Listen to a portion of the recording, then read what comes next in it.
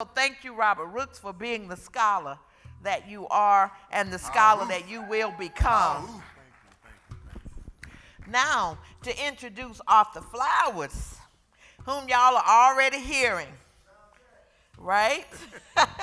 So Arthur Flowers is a novelist, essayist, and performance poet. A native of Memphis, Tennessee, he is the author of novels, Another Good Loving Blues and The Mojo Blues, a children's book, Cleveland Leeds Bill Street Band, and a memoir, Manifestation, Mojo Rising, Confessions of a 21st Century Conjure Man, and a graphic nonfiction, but also have since come out with Burr Rabbit, Retold, Flowers, Hoodoo of Flowers, right?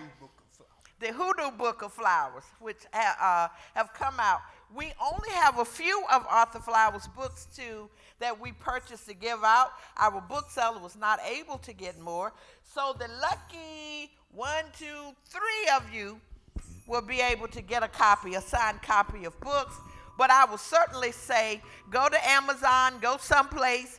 Another Good Loving Blues is available through used books. So buy that used copy. I have about 6. Every time I see it, I buy a new one because I don't ever want my bookshelf to be without a copy of Another Good Loving Blues here. He has published shorts and articles and is a blues-based performance poet. He is a founding member, director of New Renaissance Writers Guild, New York City, the Griot Shop, Memphis, and the Pan-African Literary Forum. He has been executive director of the Harlem Writers Guild. He has been a recipient of National Endowment for the Arts and NYSFA awards in fiction and nonfiction. His novel In Progress, Rest for the Weary, is a meditation on prophecy, destiny, fate, and the human condition. He is also working on a nonfiction work, which he has completed, the Hoodoo Book of Flowers. He considers having an online literary presence part of being a 21st century literary man and has a blog, Roots Blog, a cyber hoodoo web space. I present to you Robert Brooks and Arthur Flowers.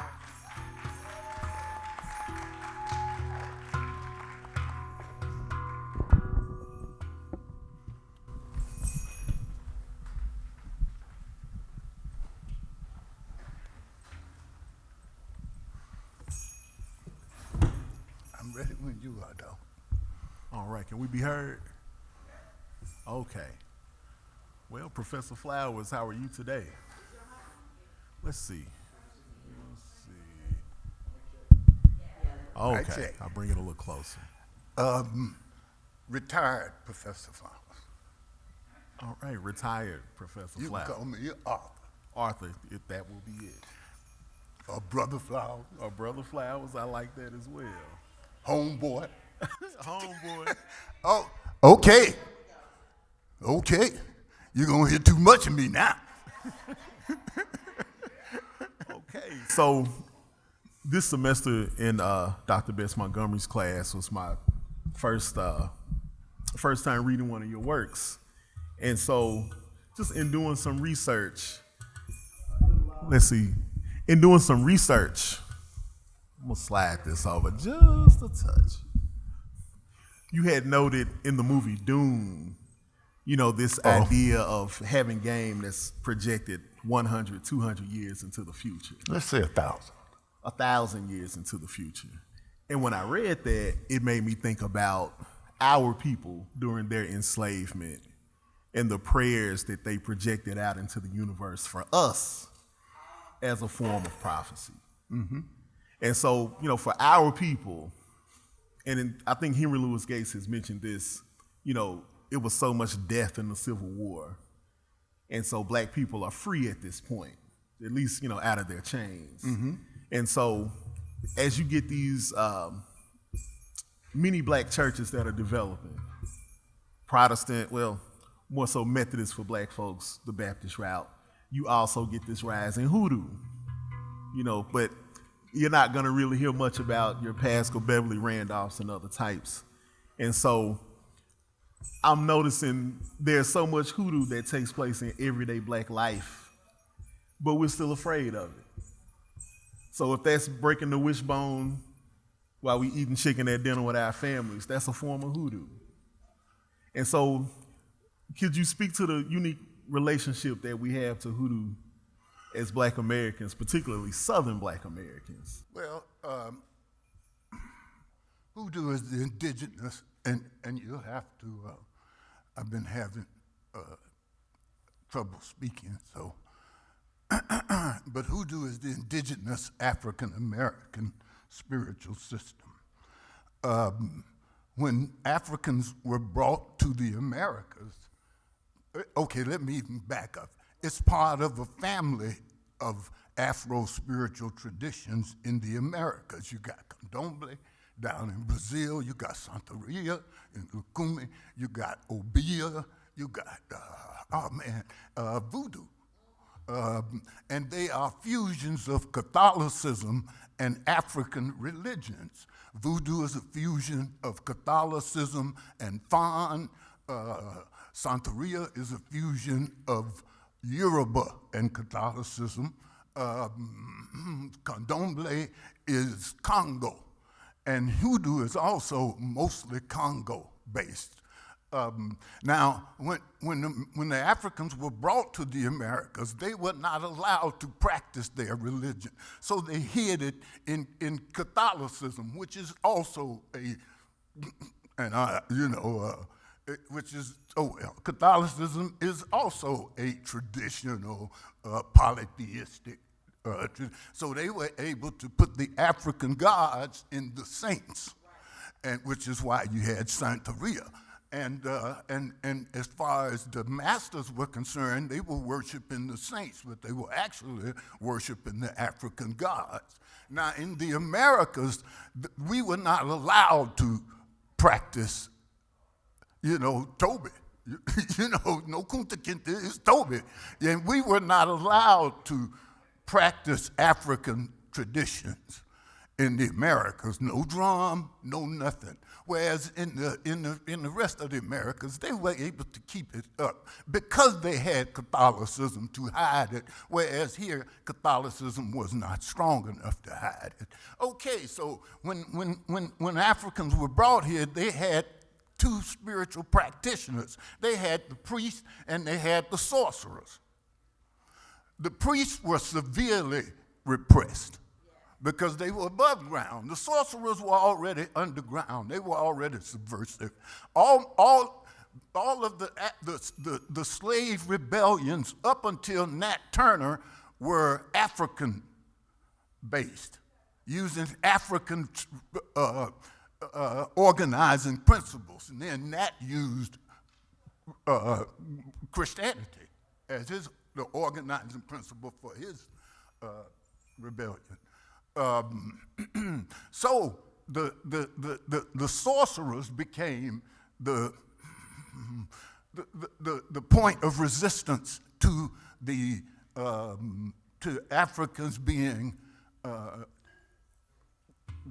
remade into Americans. So the sorcerers. Now, because of the fact that whenever you take God out of religion, you got magic. So because of the fact that they were not allowed to worship their gods, it became a folk magic tradition, which was but I'm not into folk magic. Not at all. The hoodoos of my era don't do love. Well, there's still folk who are into love potions and getaway powder and et cetera, but folk magic don't interest me. I don't see how that helps me heal damaged souls. I am into high magic. High magic, Gandalf the Grey. High magic is, keep going? Yeah, keep going, brother. High magic is trying to enhance the human condition high magic. Okay, so it was Zora Neale and the folk of the Harlem Renaissance, starting with Charles Chestnut, who wrote The Conjure Woman's Tale, who transformed hoodoo from a folkloric tradition to a literary tradition. Okay? And then, and Zora Neale was a trained anthropologist. She went around, but Zora Neale didn't have no respect for the truth. Her recounts of hoodoo initiations are a joke. And if you read in her autobiography, it's not worth the paper it's written on. But what Zora Neale did have respect for was the tradition. Zora Neale was a mythologist. She wasn't about she was about developing myths that, and see, now you were talking about the whole prophecy thing, which I actually did get initially from Doom. But it was John Killings and his long distance runner, because John Killings was all about being what he called a long distance runner. He said, we got to go the distance. He said, we good for sprints, but we got to go the distance. So his whole thing was shaping generations, that we shape generations through our work. And that's what I'm trying to shape these generations like in Doom. And I'm shaping and you try to shape as many as you want. One of my favorite quotes, I went on to, because the Afrofuturism folk, it's like, man, you know, what they do on the page, I try to do in the world. Okay. And so, but they don't, you know, so I be feeling like y'all should give me a little more respect, you know. But I went to their website the other day, and they had one of my best quotes. Cast your vision, young hoodoo, as far as you can see. Determine the challenges the tribe will face. Prepare the tribal soul to meet them. And I was like, well, damn, I felt so good knowing that, you know, say, okay, somebody's listening. You know, because you feel like you're just throwing it out, you know. And in fact, Georgine's one of the few folk who ever did lit crit on my work. I love her so much. I just love her so much. And so, you know, the fact that she invited me, and this is my first time being on an HBCU campus. I'm like, I'm in love. I'm like, damn. Let's bring the blackness down. Okay, right. So, what was I? Well, you were talking about Baba John Killings. Oh yeah, see, Baba John. I studied with Baba John Killings for 16 years. I followed him from school to school, and there was a whole family of us that did that. Me, Wesley Brown, Terry McMillan, Doris Jean. Hell, Nikki was one of John's folk. Wherever John taught, he would stipulate that his workshop would be open to the community. Yeah. Wherever he taught. My girl, Daryl, we go back, man. Oh, man. I mean, it's just, I cannot tell you how much love I'm feeling for you and how much love I'm getting, you know, just from being in this environment and being with folk that I haven't seen in 40 years. And they're still struggling, still strong. Oh, man, anyway, where was I? Oh, no, continue. Okay. John. So, I am the Baba John's devotee. Anything I do, I'm trying to keep John's vision alive. I am so amazed that folk don't recognize John Killen for the visionary that he was. He left legions dedicated to saving the race. I'm a child of the 60s. And we were seared. We were seared by the 60s. We've been in struggle ever since. Struggle. It's like save black people. Struggle. And I sometimes envy you, because you getting seared right now. You getting seared by the Trump era the same way we got seared. And I expect you to be serious about struggle. I expect you to be serious about your contribution. In fact, you know, one of the things I should do as a performance, I talk about, you know, folks look at the condition, man, I should be doing it.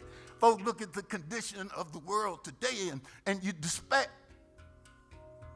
And you despair sometimes. And you wonder if it's ever been this bad. But you must remember how far we have come. We've climbed some difficult mountains, you and I. Slavery, the Reconstruction, civil rights. Our struggle has always been epic, and we have always overcome.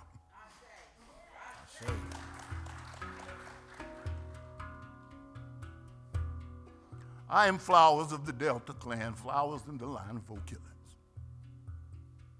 I am hoodoo, I am griot. I am a man of power. My words, 2 words, my story, true story. My lies, they are true lies. I am myth maker.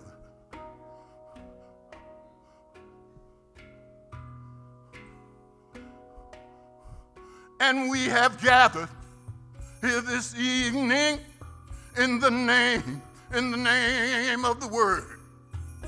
And when my people gather together like this, in peace and love and harmony, then that place, that gathering place, this place, Clark University, it is the holy ground. Welcome to the holy ground. And I'm going to ask the ancestors to be with us this evening, to help us celebrate this thing we do. Come down on me, Baba John. Come down on me, Zora Neale. Take a chair. Rest up. We got you back.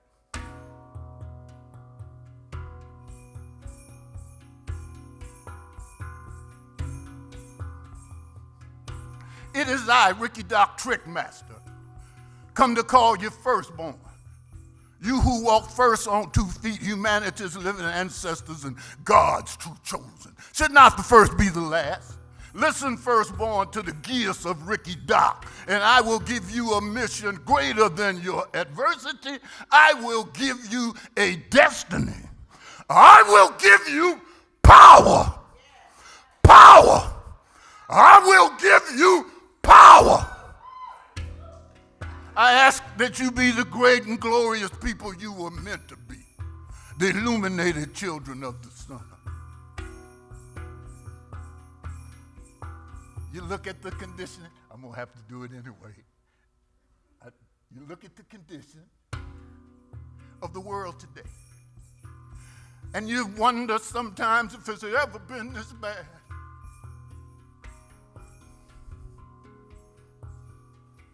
But you must remember how far we've come. We've climbed some difficult mountains, you and I.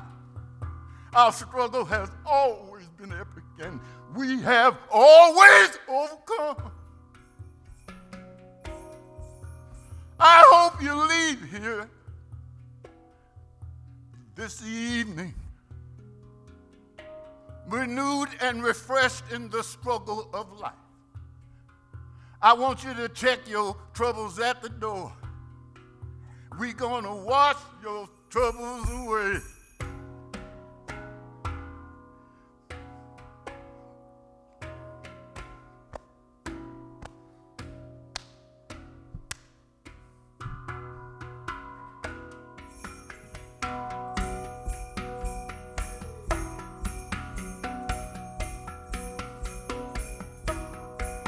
And when you come to the crossroads, I want you to always strive to be better and greater than you are.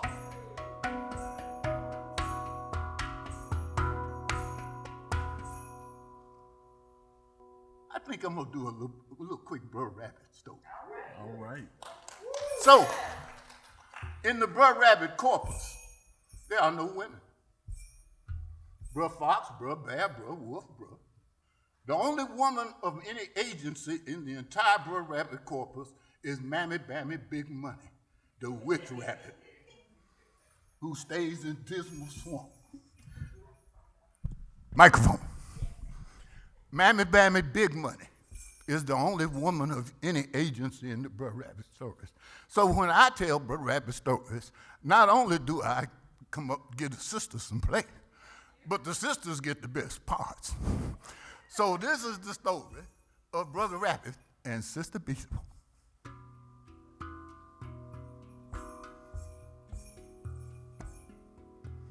Brother Rabbit and Sister Beetle, they were headed to the big affair when Brother Rabbit said to Sister Beetle, at the rate you going, you will never get there. Au contraire, said Sister Beetle, I'll be there before you. And Brother Rabbit, he commenced to mock Sister Beetle, and he said, who's a fooling who? So they got together a bet about who gonna get to the party first. And before the words were out of his mouth, but Rabbit, he was in the wind.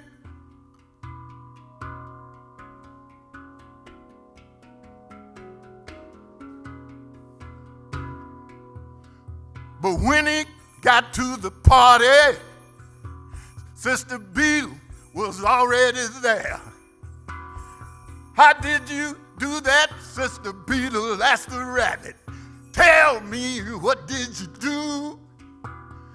And Sister Beetle, she fluttered her wings and she said, I flew.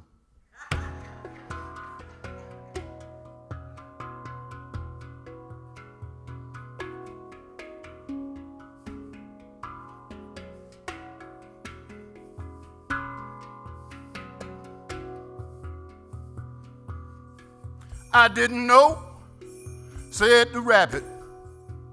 I didn't know that you could fly. Sister Beetle said, it ain't your business to know what all I can do. Just because I go low don't mean that I can't go high. And just because I crawl in the dust, it don't mean that I can't fly. It don't mean that I cannot fly. Now I know you get weary. You get weary sometimes. And you feel like you just want to lay right down and die. That's when you've got to spread your wings. Spread your wings.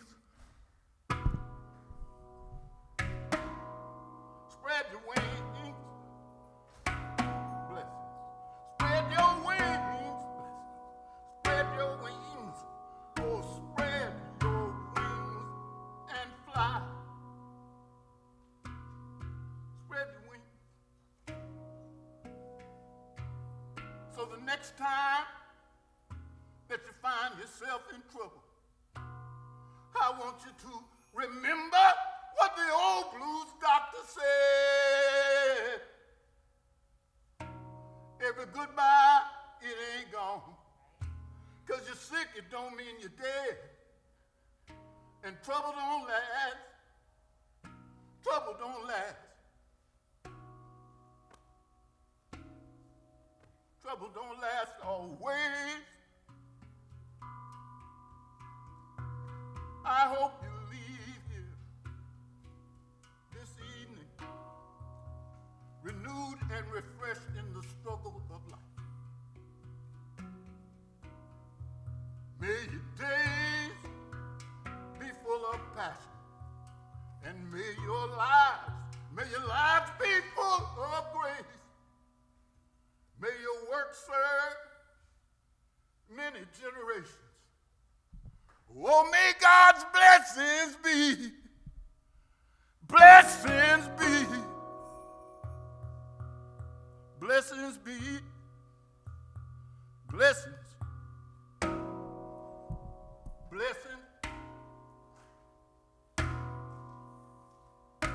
blessings, blessings be, blessings be, blessings be, blessings on us all. Blessings, blessings, blessings, blessings, blessings, blessings, blessings, blessings, blessings, blessings, blessings, blessings, blessings on us all. Thank you.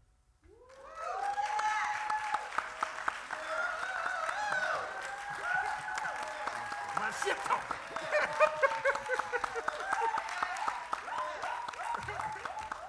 Thank you. Where was I? Well, after we come back from that ancestral plane, I may know. Well, I guess my next question would be,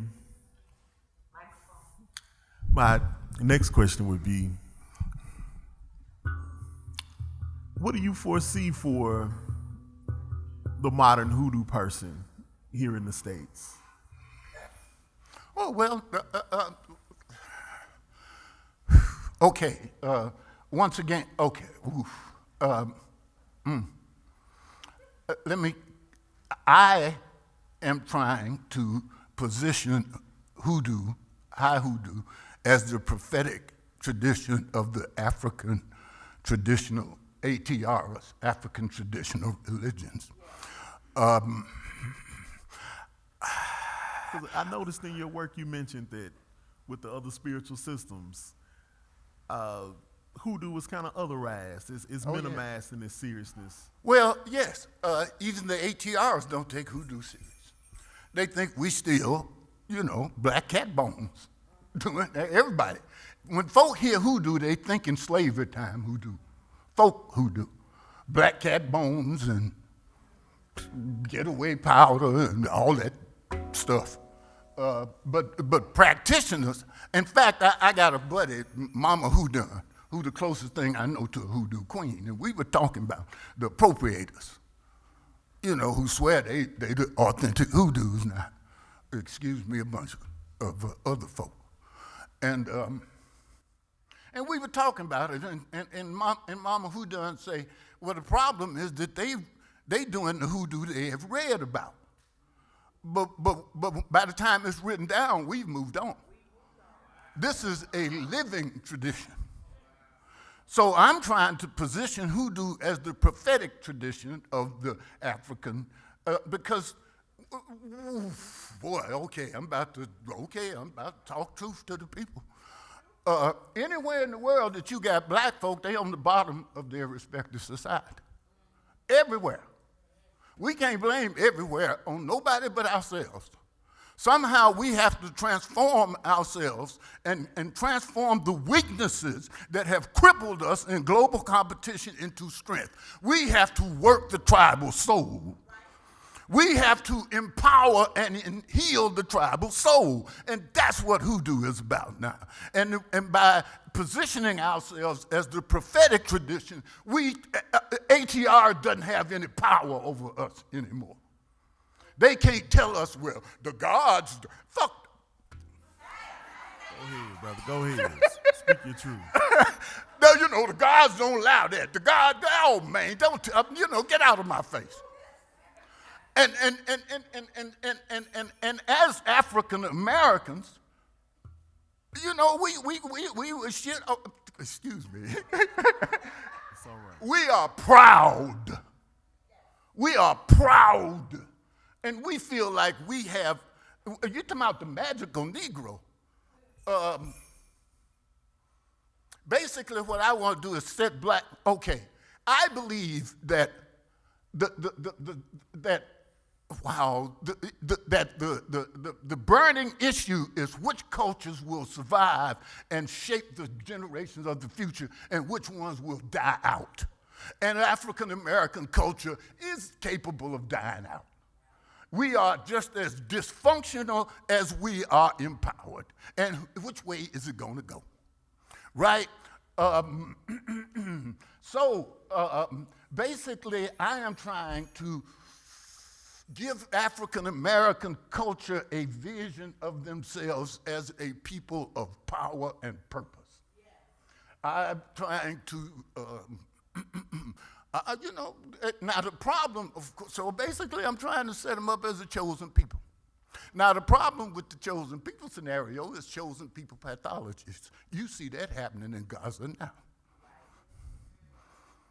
Okay? So we have to, in my cosmology, I have emplaced severe prescriptions against stealing souls.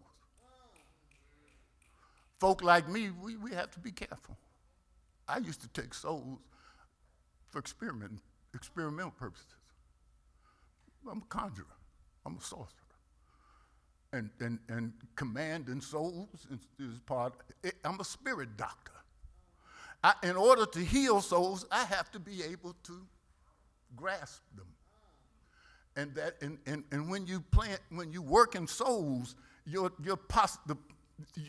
potential for damage is just as strong as your potential for healing.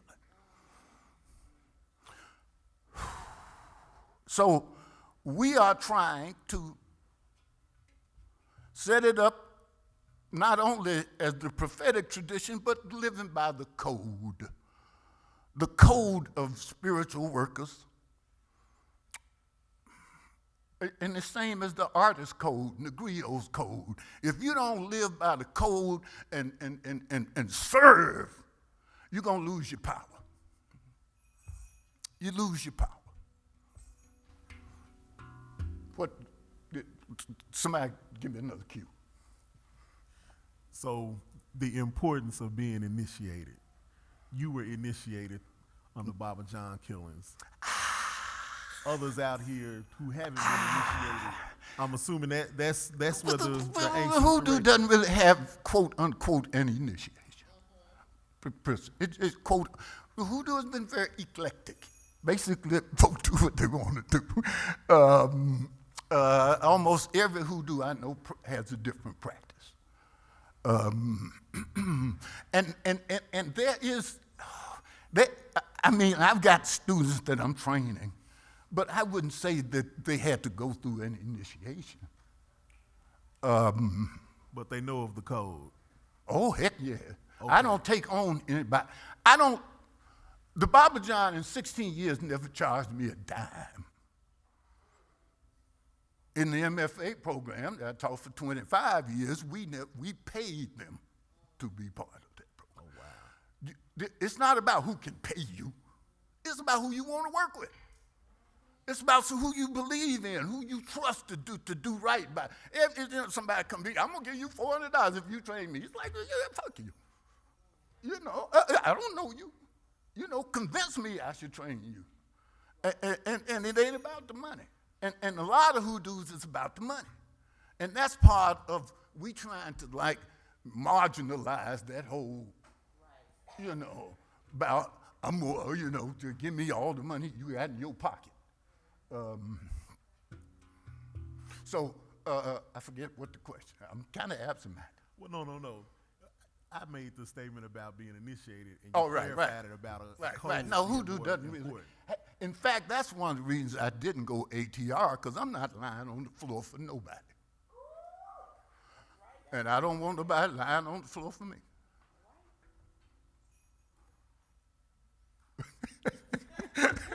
Don't get me started. Oh, please do. Please do.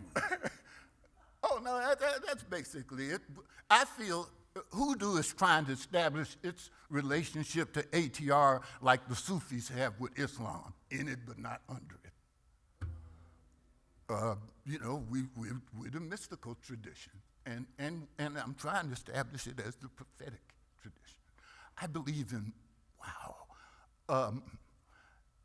John Killings in his long distance, for me, John trained us, and he also trained us we believe in the power of the word, but the word is not something that has immediate effect. If you playing the power of the word, you playing long game, you playing generations. And generations is the only way to go, because if you're not thinking in generations, you're going to get burned out. Nothing's going to happen in my lifetime. I'm not going to change black folk in my lifetime. It's just not going to happen. I've been trying for 60 years, but it just ain't going to happen. And so what I've got to do is set up a tradition that will do it for me, that will work with generation after generation. I got to give them a vision. I got to give them something to believe in. So is that how we get the fear out of the group in terms of dealing with mysticism? Is there fear of mysticism? I think it is. Like, I think about, and I related this to Dr. Bess, my first time going to a Pentecostal church. And so a part of at least the black Pentecostal tradition is speaking in tongues. Okay, And but so- that's not mysticism to me. Well, That's religion. but what I'm trying to convey with that example is that if you were to say that had any remote relationship to Africa, for some people it's like, oh, well, I don't fool with that. So if I'm coming to them talking about hoodoo, there's still such a stigma, even though for our group, it's like coming home. Okay, so my family, my mama's family in North Carolina. She said half my family won't make half my family gives consultations and the other half won't make a move without one. But my mama was not a practitioner because, wow, that generation turned their back on Negroisms like hoodoo and the blues because they felt like it was too old-timey. So that generation, so the hoodoo and the blues were like, cultural curiosities until the 60s and the black arts movement, the black revival. culture, and they're the ones who made us realize that no, hoodoo is not evil, the blues are not evil, African religion is not evil, it's just a different way of God. We realized that during the the 60s.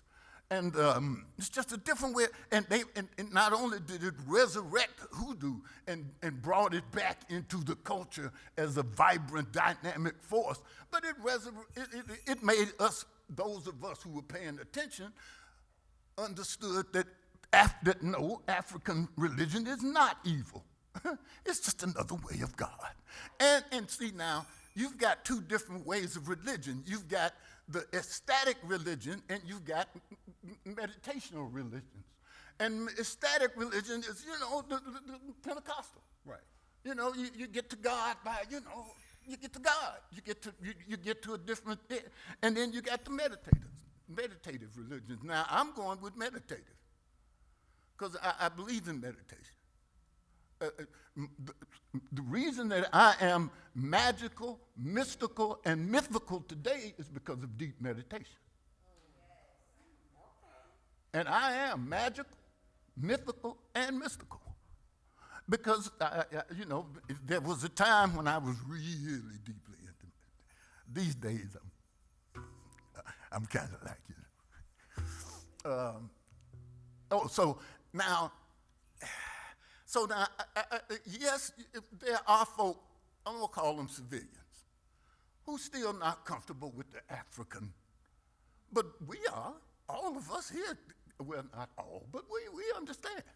The thinking folk, the folk who've been paying attention. So, and that's my audience, that's my congregation. The other folk, when they're ready, they can come along. But I'm speaking to the folk who trying to figure out what we're going to do with this. We got the power. And I'm hoping that you got to understand that it's the tribal soul that's got to be worked. We've tried everything. We've tried economics. We've tried politics. We've tried everything. But we got to work the soul. And what's the soul? The culture.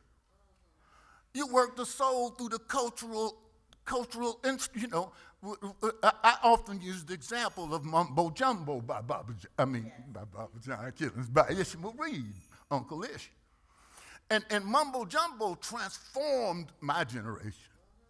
It is a book of power. Before Mumbo Jumbo, my generation were all Christians. After Mumbo Jumbo, we were word sorcerers. We African word sorcerers. And it's been that way ever since. In order to understand what Ishmael was doing in Mumbo Jumbo, we had to go into a different paradigm. And we just never went back. And that's what a good book does. It blows your mind. It forces your mind to go, it blows it open. And if you blow it open right, it never closes. Well, what's next? Let me get some questions, if you don't mind. Yeah, let's feel some let me from the audience. talk to me. Anyone with questions? Somebody better talk to me quick.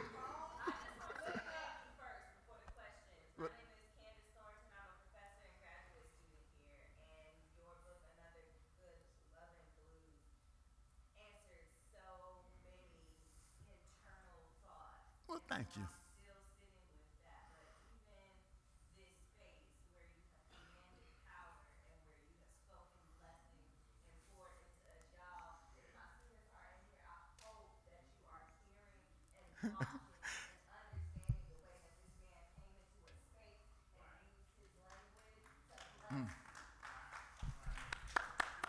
Don't make me blush.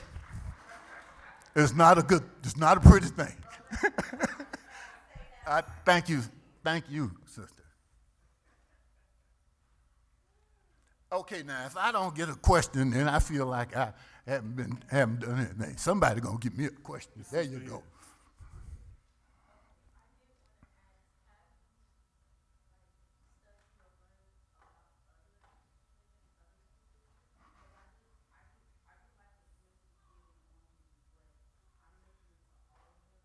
I've studied every religion on the planet. African, I'm a scholar. And somebody was talking about, and I remember one day, and I don't go without, research. Other folk call it delusion, I call it research. Because when I'm out here calling myself being a prophet, because, it's like, okay, and I know it might be delusional, but, I write about prophets. I write about hoodoo. So I'm just researching as far as I'm concerned. When I write about a prophet, I know what I'm talking about, would-be prophet. I know what I'm talking about because I tried to walk the path. Okay, so what was the question that I was okay. I had a student, once she realized that I was an undergrad, once she realized that I was a practicing hoodoo man, she raised her hand up in class one day. She said, "How did you get to teach in a prestigious university if you a hoodoo man?" I said, "Boom, teaching moment."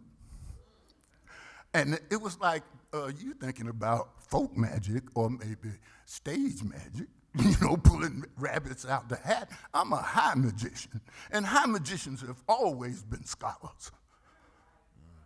You can't be a high magician without being a scholar. And I told her, I said, a serious magician not only tries to keep up with the evolution of knowledge, but you also experiment with the potentially divine human mind. Potentially divine human mind. There's a meditational practice that I have I call centering. And it came out of me trying to monitor my health, right? So, I'm going through the body and I'm checking out blockages and, issues. And at one point I decided I'm going to find my soul. And I was like, okay, so the soul, it's like, where's the soul? And I got to where I thought I had a grip on my soul, the centering, and, soul. And then I thought, what if I can attune my soul to the soul of the universe. Yeah. And so I said, that must be a place of great power. Great power. And so I tried to attune my soul, to the center of the universe, which I speculate is also its circumference. Basically trying to identify with God. Whatever God is not some, I know God is not a patriarch, no bearded patriarch, no earth mother, no dysfunctional family. If God ain't bringing no 30 virgins or however many. God, my religion, I got nothing against religion, it's just not for me. Because it's like mass market God. And I envy religion. I envy the pastoral. I envy the fellowship. I envy religion. But we understand the formative dynamics of religion in a way they did not 2,000 years ago. And we should no longer be slaves to myths we see through. We understand. Okay, so I'm the mystic path is the one that I find most rewarding, which is trying to identify with God. And I have studied every religion, not every, but as much as I can without being initiated. And I have gotten access. Oh, well, no, I'm not going. No, that's classified. Give me another question.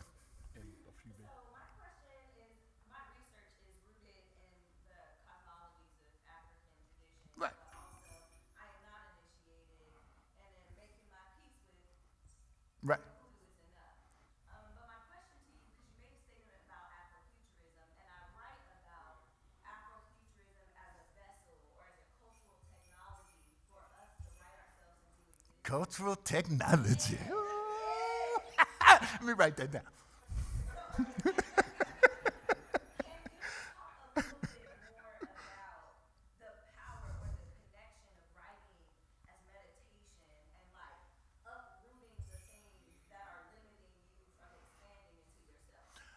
When folk ask me, what's your spiritual practice? It's art. It's art. I'm an artist. There's a quote, I think it's from some Zimbabwean tribe. They say, in the beginning, God made humanity. When humanity got too proud, God made death. When death got too proud, God made art. And so, in terms of what my spiritual practice, it's being an artist. And when I was saying living by the code, and if you don't live by the code of the griot, then you're going to lose your power. If I start telling people, me and the industry don't get along. Because, what the industry is asking me is not what I'm giving them. And what was that? Oh, but when you start, okay, so once with the Hoodoo Book of Flowers, they were not interested, right? And they were just not interested. I tried, then I said, well, forget the industry. I'm just going to have a dialogue with the generations, straight up. That's when the piece came alive to me.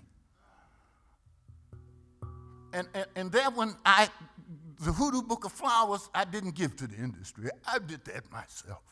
Because that's my attempt at an African-American holy book. And I can't have the industry fucking with my holy book. That's strictly for the generations.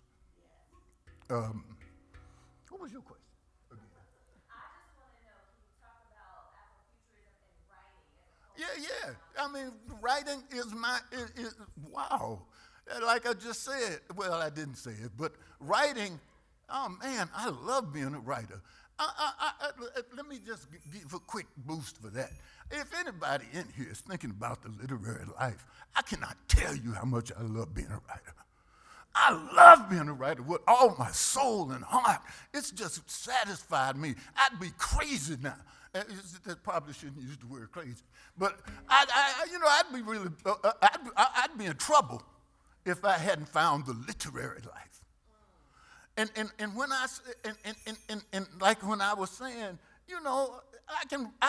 I can write about prophets and sorcerers and I can try to live the life of the prophecy and sorcery and blah blah blah blah because I write about it.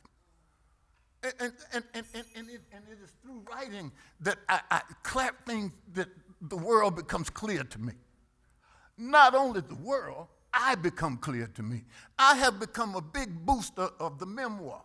I recently did my memoir, and it was one of the most rewarding of all my projects because it forced me to look at my life in depth and accept it in its totality and determine, okay, what's next? How am I going to close this show? What's the closure going to be? And for me, it's ancestral positioning. I'm trying to position myself so that when the future generations think Arthur Flowers, man, I want them to feel something. I want them to feel, whatever. I want them to, you know what I'm trying to say. I know what I want them to feel. And every word, every post is building my ancestral edifice. I don't do bullshit posts. Oh man, I'm very conscious of every post is the future. I remember John used to tell us, he said, all the future gonna have is your work. They not gonna care that you needed tenure, that you needed your ego stroked or you needed some money. All they got is the work.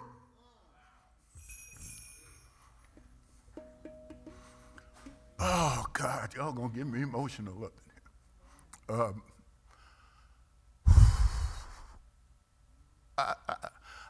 Let me thank you for inviting me. Obviously, it has taken me to a space that I like to be in. Thank you.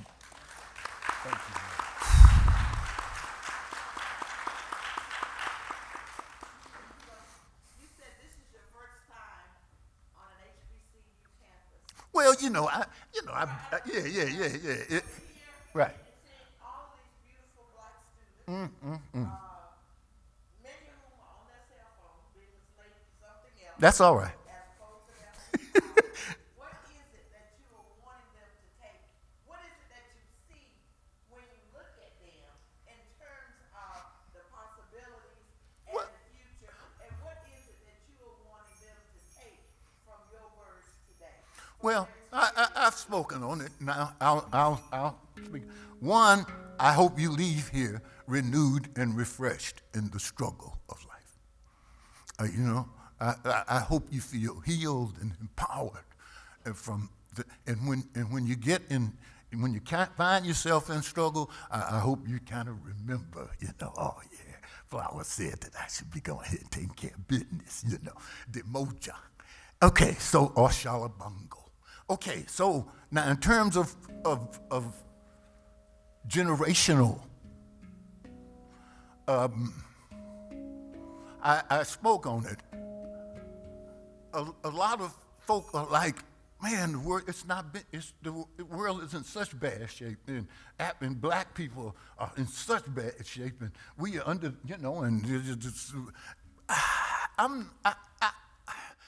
I don't have that concern. Yes, I do. I feel like, if Trump gets back in, boy, it's gonna be a struggle for a couple of generations. But I am totally confident that we're gonna win. I'm totally confident. I've been dealing with students for the last 20 odd years. I know y'all ready. I know you're ready. I'm totally confident that you're gonna take care of your business, that your world is gonna be better than the world we got now. I'm totally confident that you're gonna go out there. There are responsibilities. You and I, we have power. We are the awake. We are conscious. There are responsibilities that come with consciousness. There are responsibilities. We got to do. I come out of Memphis. I'm from Memphis, which, you know, the urban South. And I'm kind of bougie. And folk like really kind of like dump on black bougie, you know. But everybody I know is a warrior. I tell folk where I come from, racial custodianship is a family tradition. It's a family tradition. We take care. I mean, my father, I'm not going to go. My father was a doctor. He was a general practitioner. And there was folk in Memphis they say half the kids on the south side still belong to Dr. Flowers because they were never paid for. And I love that line. I love that. And he had a distinct sense of responsibility for the health of black Memphis. He took care of their bodies. I take care of their souls. I'm walking in my daddy's footsteps. All right. What was the question that I? We might have had one more. I saw a hand back there. Yes. It's like the difference between Catholicism and Baptism. I mean, they're different. You know, they're different religions within the ATR practice. And I'm saying religion, different traditions within. Voodoo is not religious. It's a mystical tradition. Voodoo is religious. It's a fusion of Catholicism and the Fawn. Most of the ATRs are religious traditions. Hoodoo and Obeah are magical traditions. But all the others are religious, straight up religious. Priests, congregations, dogma. Hoodoo don't have a lot of dogma. You kind of basically, there's this the Hyatt book, which is, there's a collection. Harry Hyatt was a Methodist priest. He went around in the 30s interviewing hoodoos. The Hyatt collection is 5 volumes. It's about that high of oral histories of hoodoos from the 30s. If you can, and there's a PDF online that you can download. Harry Hyatt, Hoodoo, Root Work, Conjuration, Witchcraft. And one of the things that he says in there, he talks about the fact that hoodoos don't follow the rules of magic. They do whatever they want to do as long as it works. And he says there's this constant attempt to, just like jazz, constant innovation, constant, and so improvisation. And that, and what he said, and he's got thousands of pages of oral history. He said the hoodoo principle seems to be any method, any time. Any method, any time. Okay. One more, and then I probably got to go. There's somebody else. Come on, somebody give me one more right quick. Okay. Oh, you, sir? Okay.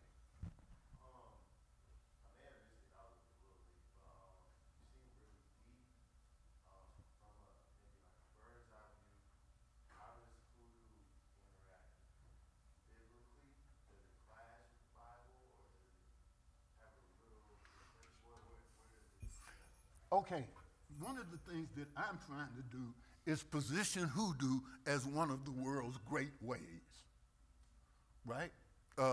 As one of the world's great ways. Pretty much all the great ways, including the Bible, say the same thing. Love thy neighbor, blah, blah, blah, blah, blah, blah. All of the great spiritual traditions basically say the same thing. The only difference is the myth work.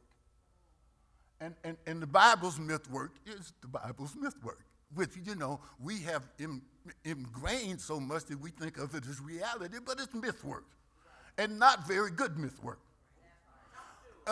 So basically, we trying to do the same thing, but with African American myth work. One more. There was one more. I've been enjoying you. You've been a good audience.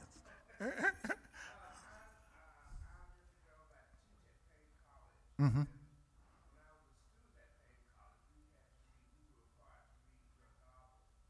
Mm.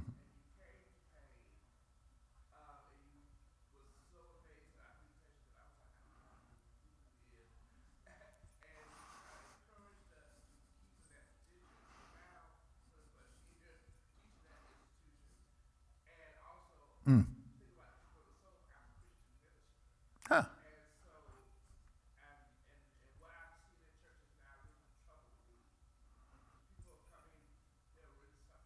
Mm.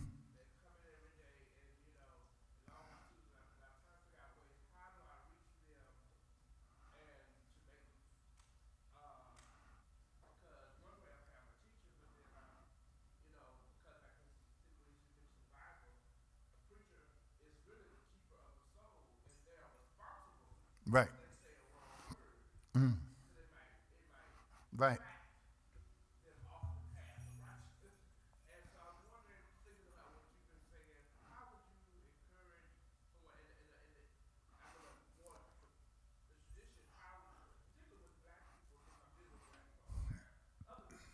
Right. Right.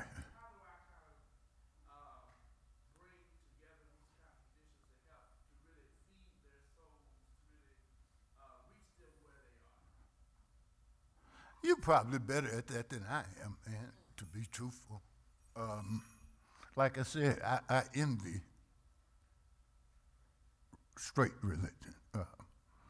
And one of the things that I envy is the service. Because, man, I see priests and da-da-da-da, and they'll be helping the sick. And, at its best, it's one of the great forces. I would say to you what I say to my literary students: sincerity and authenticity. Meet them where they are and do their best to help them. And I suspect you're better at it than I am.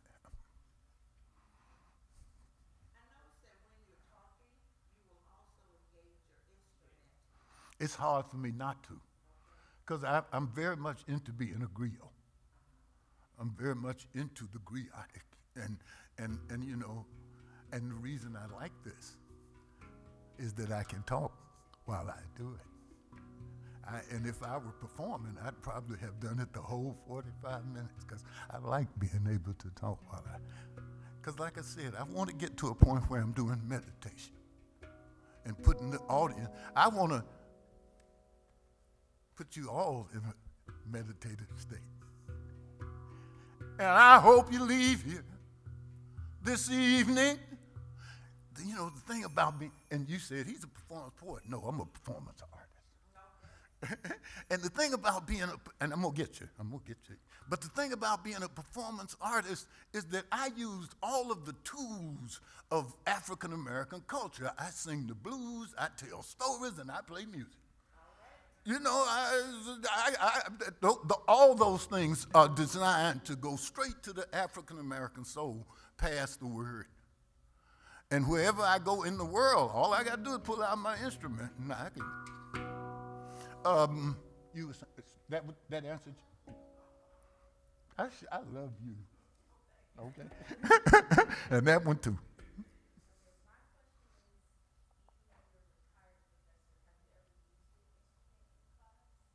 Oh, sure. I used to have in my workshops, I would have a set. I would occasionally have performance poet sessions. I'd bring my instrument, and they would have to do an oral. because I taught the oral tradition in literature, you know. So yeah, no, oh yeah. And there's some student, and I was just, where's my brother, the HD? Is he here? Yeah, there he is. I was like, man, let me get in the studio with you, dog. You know. I said, I want to get in the studio with you, dog. So we gonna do that. And you know, and plus that, I was, man, just, seeing, and that's another reason I'm so confident. I see the youngsters, boy, and they just kicking it on a level far beyond what I used to do and what I do now. I was like, oh, brother, you young brother, that makes you, you're confident then. You know, the eluder continua, the struggle continues, and the legacy goes on. And they like doing things that I be like, damn. and for a fact, my hoodoo students, I've been trying to universalize because I want to be a founder, right? Right? Jesus, Muhammad, Buddha, I want to be a founder. And what founders do is they take their tribal tradition and they universalize it. So that's what I've been trying to do lately, is universal. But my students are all, this is for black people. This is for the tribe, which is what I told them 30 years ago. And now they running with it while I'm trying to go somewhere else. But I'm like, I'm susceptible to this is for the tribe, But I think that if we stay exclusively black in a globalizing world, that's a dead end. We gotta get along with people and not be so defensive all the time, and because that's weakness. And I'm going to extract weakness from the African American soul as much as possible. So in another good love of blues, you got Lucas Bodine, the blues man. You got Mel Howard Dupree, the hoodoo woman. Now, from listening to you today, it seems to be that this text then is a manifestation of your beliefs. It is. Bringing together It the is. spirit of music, the spirit of conduct, the spirit of the people. Yeah, it was. I mean, there were two cultural dynamics I wanted to explore: blues and conjure, and by making a love story between a blues man and a conjure. And you know where I actually got that? Because it was the Eyes of Watching God that sent me in this direction. Yeah, and but at the end it wasn't exactly love, So I was like, okay, I'm gonna write a love story, from On the Eyes of Watching God. And there was one edition of The Eyes of Watching God where TK had a rose in his mouth. That was Lucas. That was where I got Lucas Bodine. He had that rose in his mouth, and I was like, ooh, that's Bodine. And Zora Neale had family in Memphis. So it was like, ooh, I got to do work with that. So that book is a riff on The Eyes of Watching God. And she did. No, go ahead. Yeah, it's out of print. Oh, can we do anything to bring it back? I actually am moving on it, but I just haven't done it. I'm so busy. The pandemic scared me. I'm 70-odd years old, and I mean, y'all may not remember, but it was like, man, folk back at the beginning, folk get it Wednesday and dead by Saturday. And I was like, oh my God, I'm sitting here working on my little books, and because for me, a book takes about 10 years to write. And I try not to, my students, I'd be like, oh, 2 or 3 years, because I don't want to discourage them. and it takes about, so I'm always like bargaining with God. God, let me finish this one. Let me finish this one, God, please. And then it's like, okay, we finished that one more. And you always feel like, oh, I'm going to get clipped in the middle, you know. So my thing, I can hear the clock. I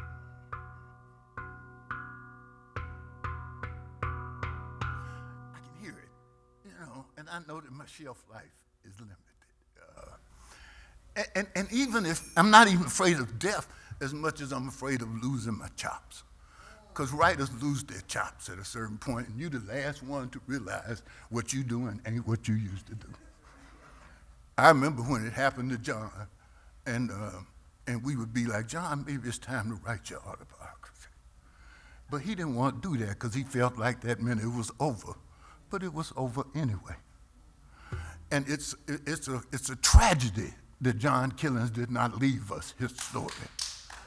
It's a tragedy. I'm not going to make that mistake. I'm not, and I've been telling all my friends, do your memoir.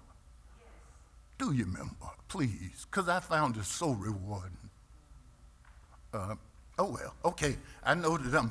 No, thank you all so much, and this is the perfect segue to our next session. You know, as he talks about doing your memoir, and we feel that we haven't lived long enough to have a story to tell. But what I want you young people to recognize is you had a life, and you've had experiences in this life, and you have experiences, you have stories that need also to be told. Desperately. Because your stories are a testimony. Your stories are a testament. That can be healing. That can be uplifting. That can be motivational to all those who read it. You have heard everybody talk during this week about how literature has blown their minds, how it opened up their world. You have those stories. You potentially have those stories inside of you that can have the same impact. And at 3:05, we're going to have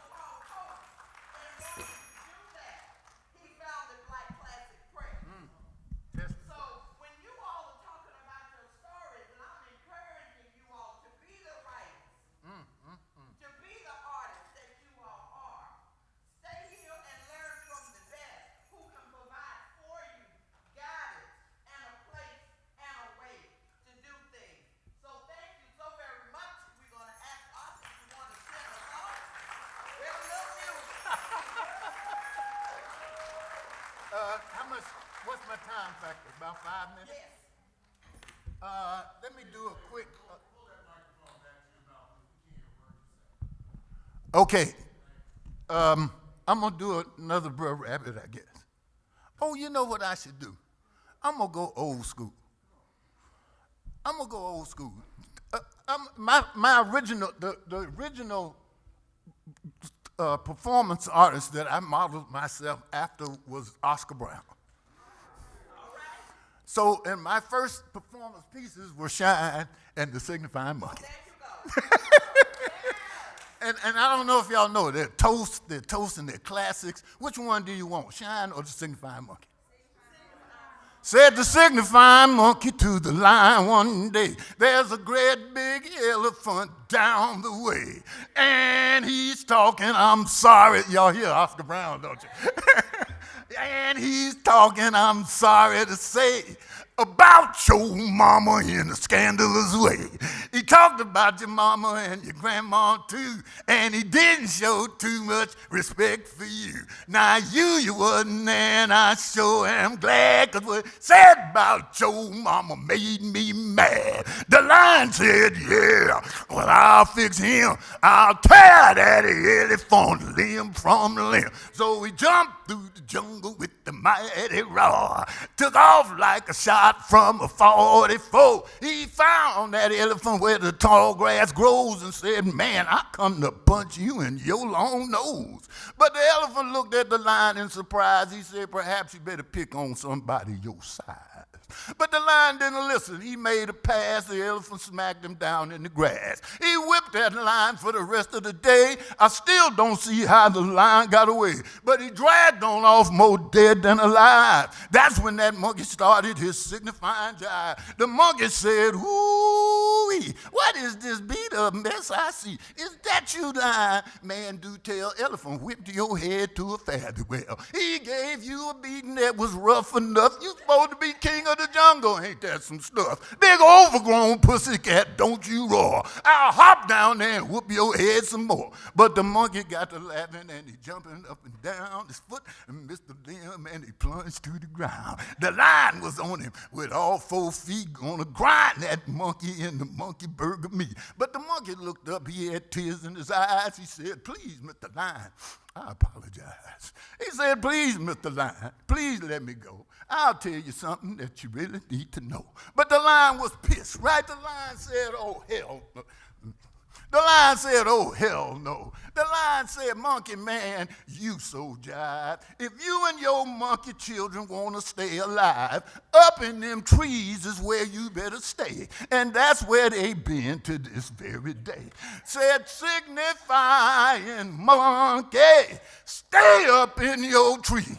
You are always lying and signifying, but you better not monkey with me.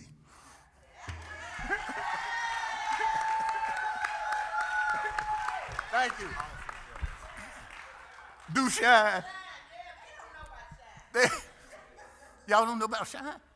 Okay, that was on the great Titanic. There was this brother in the boiler, stoking the boiler, and that was shine. So the Titanic hit the iceberg. I got to stand up for shine. So the Titanic hit the iceberg, right? I ain't holding them. The Titanic hit the iceberg, right? Bam! Shine went up there. He said, what the fuck? So Shine said, okay, I'm about to jump over there and start swimming. And the captain, that's what Shine did. He jumped over, he started swimming, right? Stroke, stroke, oh yeah, stroke. If my wife saw me up here doing that, she said, sit your whole ass down, because you know, I'm gonna pay for this. Stroke.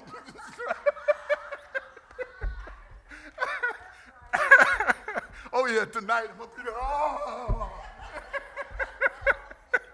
Okay, stroke, stroke, stroke, stroke. The captain came up to the rail. The captain said, Shine, Shine, save poor me. Give you more money than you ever did see. Shine says, money on land, money on sea. But if you want to get home, you're going to stroke it like me. Stroke, stroke. He's stroke, stroke. Captain's wife came up to the rail. She said, Shine. Shine. She said, save poor me, and I will give you more loving than you ever did see. Shine said, I got to think about that. Shine said, oh no, baby. He said, loving on land, loving on sea. But if you want to get home, stroke it like me. Stroke, stroke. He said, stroke it, stroke. He said, stroke, stroke. Shark came up behind Shine, right?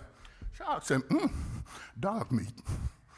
Shark said, I ain't had no dog meat since the Middle Passage. He said, Shark said, Shine, wait up. Got someone want to run by you, Shine. Shine said, you must think I just got off the boat, motherfucker. He said, He said, he said, I forgot now. I ain't done this in so long. Shine said, you must think I just got off the boat.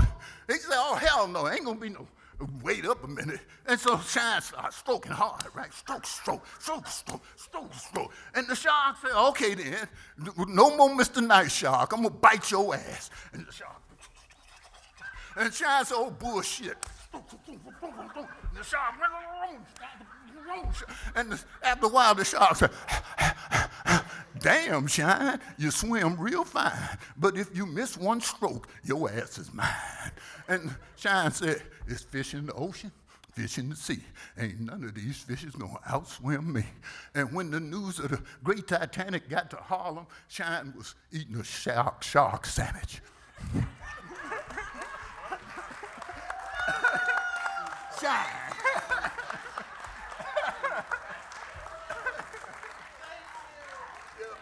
Thank you.